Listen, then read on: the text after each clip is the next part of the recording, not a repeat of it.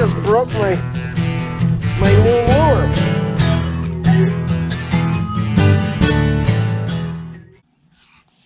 You know, it's nice to have a good fishing partner. I'd like to introduce you to my wife, Tammy. She's a little shy. Hi there! This is my purple fishing rod that I use to go fishing. And this right here is my pinky that I use to catch more fish than Scott. Wait a minute, what? Okay, thank you, honey. Anyways, a good fishing partner. Wait a minute. I thought we were talking about how I'm the better fisher person. All right, so let me show you how we get ready to go fishing. All right, so getting ready to go fishing. First thing I'm going to need is some polarized glasses, which I cannot find. So anyways, I'm just going to, bam! There they are. All right, so now we're ready to get going. What? Your glasses. I don't know. It's this football thing that I seen on TV. It's I don't know how it works. You just clap your hands and they appear. I don't know what it is. Why? Well, because I want my glasses. I don't know where they are. Well, try it. Give it a shot. All right. Bam! Are they there? Yeah. Oh my gosh, they're here. I don't know how it works. This. It's crazy, man, but I mean, it's cool. It is the coolest thing, isn't it? Yeah. Well, I was looking for like, look. Oh!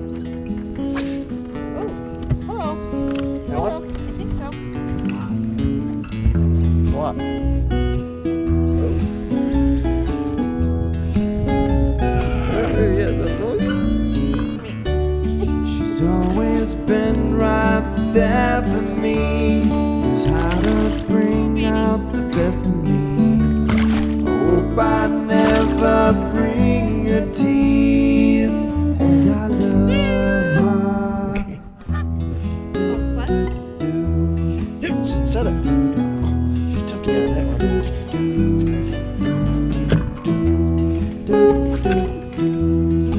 Question for you. So if you're beginning fishing and you're at a location you think is money, but you don't seem to be getting any bites, and you're starting to second guess yourself, what do you do? If I've gone 20 casts, and nothing's happening, it's time to move. What ends up happening. There we go. Oh, it's a good one.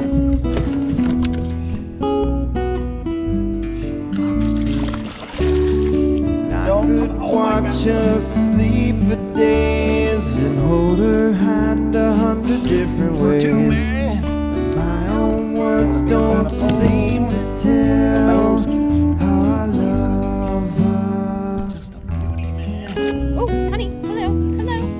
Oh, yes, baby. Oh, yeah. Oh, he's a good one. He's a good one. I might want to help you with that. Get.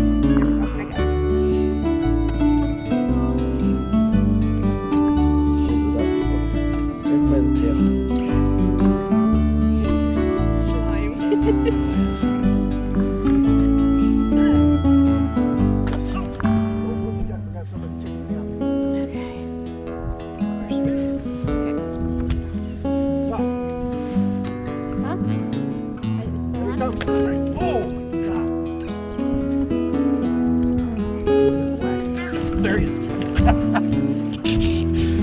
Calling it like Babe Ruth.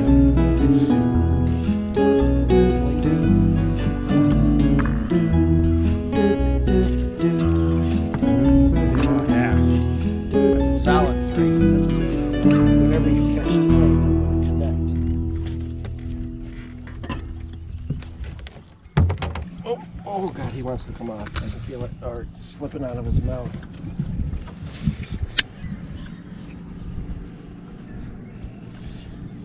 Damn. Sorry. You're in front of me. Yeah, look at that.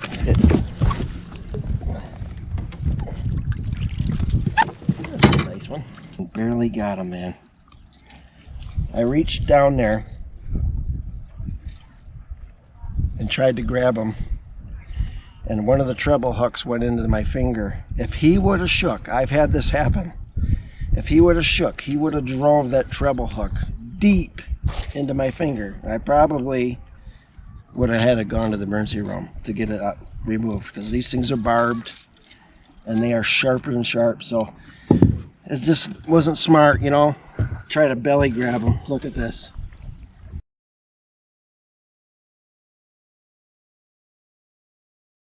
You know, I appreciate my wife taking the time to try to get into fishing so she could spend more time with me. You know, she saw me spending a lot of time on the water and thought, hey, I'll give it a shot. If it doesn't work out, I can always read a book on the boat or just enjoy nature, you know. And I appreciate that. When we've come out of a divorce, we've had someone walk out on the family, and we're the ones left there to be responsible, and we're trying to do the right thing. We tend to become schedulers and planners and people in control because there is no one else. And then we get remarried, you know, and now there's another schedule and someone else has plans and maybe someone else is in control. So I need to have time and grace to be able to learn how to be flexible again. You know, it's taken me time to develop good and bad habits. It's going to take me time to learn how to be flexible with someone else's schedule. I appreciate my wife that she has made her schedule flexible and changed it in order to fit mine so we can spend time together. When I got remarried, I thought it was going to be a fairy tale marriage. Because Scott and I are Christians, and I thought this time it's going to be perfect. But it didn't take long for us to realize that we had different parenting styles for our children, and it was a major issue in our marriage for quite a while. I know we both took it to the Lord and said, God, what do we do? What do we do? Please change Scott. And I'm pretty sure he would say, please change Tammy. But eventually what I saw was that God was changing me. I was letting go of those little things, and I was taking a step back and realizing some things, it really didn't matter. There was no sense in making a big deal about it. And I think Scott would say the same thing.